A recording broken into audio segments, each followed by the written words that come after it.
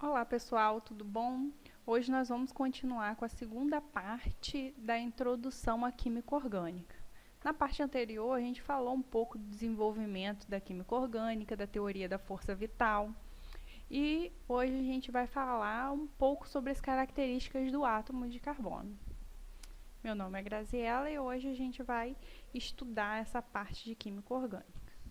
Bom, o grande artista, da química orgânica é o carbono. E por isso a gente vai estudar essa parte mais a fundo. O Frederic Auguste Kekulé, ele estudou as principais características do átomo de carbono.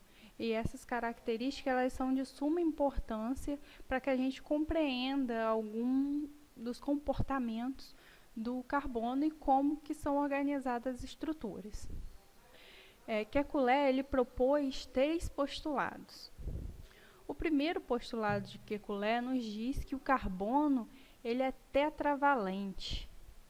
O tetravalente significa também que ele é tetraligante, de uma forma mais grosseira.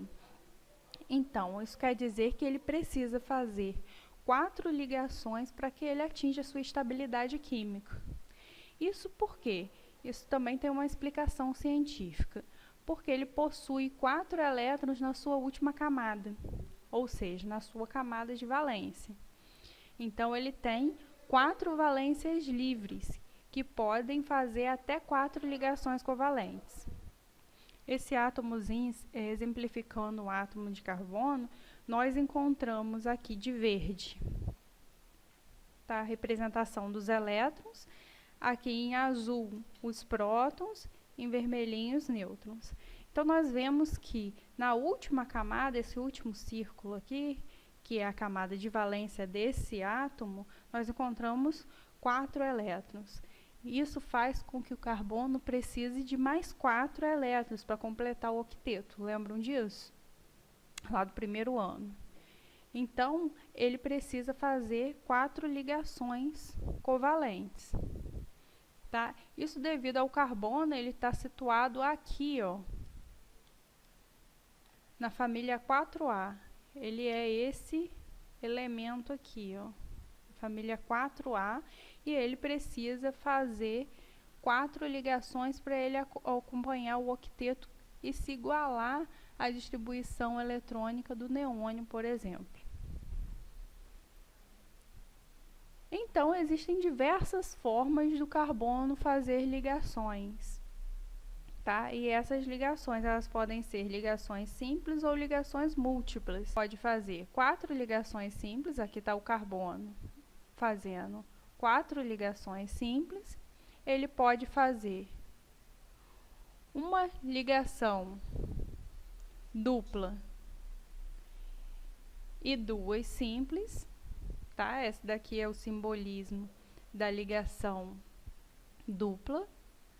O carbono ele pode fazer 2 ligações duplas. E o carbono pode fazer ainda uma ligação simples e uma ligação tripla. Então, aqui nós vemos 4 ligações simples, 2 simples, uma aqui e uma dupla, 2 ligações duplas, uma desse lado e outra desse lado, e uma ligação simples e uma ligação tripla. Reparem que em todos os casos a gente possui o carbono fazendo 4 ligações. Dessa forma, o carbono sempre está obedecendo o primeiro postulado de Kekulé, que é a regra da tetravalência do carbono. Então, eu costumo dizer que o carbono ele não faz nenhuma, nem 2, nem 3, nem 5, nem 6, nem 7 ligações. Ele tem que fazer exatamente 4 ligações para ser considerado estável quimicamente. E a gente não quer um carbono instável. Indo para o segundo postulado de Kekulé, ele diz que o carbono ele precisa ter 4 valências livres. O que isso quer dizer? Que o átomo de carbono, nas 4 ligações, se essas 4 ligações forem ligações simples, tá? A posição não vai diferir dos compostos. Por exemplo, aqui eu tenho o exemplo do clorofórmio. O clorofórmio, o cloro está aqui. Reparem que todas as 4 moléculas aqui do clorofórmio, elas são iguais. O que aconteceu, por exemplo, dessa primeira? Vamos numerar aqui. Número 1, número 2, clorofórmio 2, clorofórmio 3 e clorofórmio 4. O que variou do 1 para o 2? Que o cloro, ele veio para cá, ou seja, a molécula toda ela deu uma girada e o cloro veio para cá. Ó. Reparem que toda a estrutura da molécula permanece igual. E o que variou do 2 para o 3? Também, ó, tá vendo que a molécula ela só está girando daqui para cá. A mesma coisa do 3 para o 4 e do 4 por 1 e assim por diante. Então, o que esse postulado diz? Que quando o carbono tiver essas 4 ligações simples, todas elas serão equivalentes, certo? O que vai acontecer, basicamente, é que a molécula vai estar num giro, mas ela não deixa de ser ela mesma. Isso também a gente pode comprovar, porque todas elas são CH3Cl.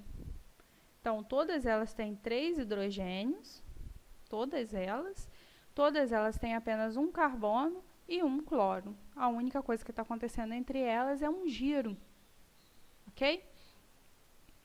E, finalmente, o terceiro postulado de Kekulé, que o carbono ele forma cadeias carbônicas. Então, os átomos de carbono eles tendem a se agrupar entre si, formando cadeias carbônicas.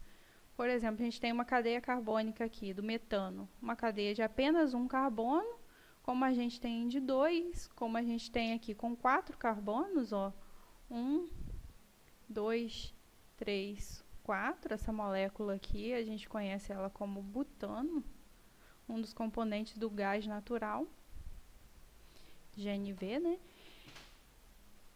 E essas moléculas carbônicas, elas podem ser ainda enormes moléculas, como de polímeros e outros que também são bastante grandes.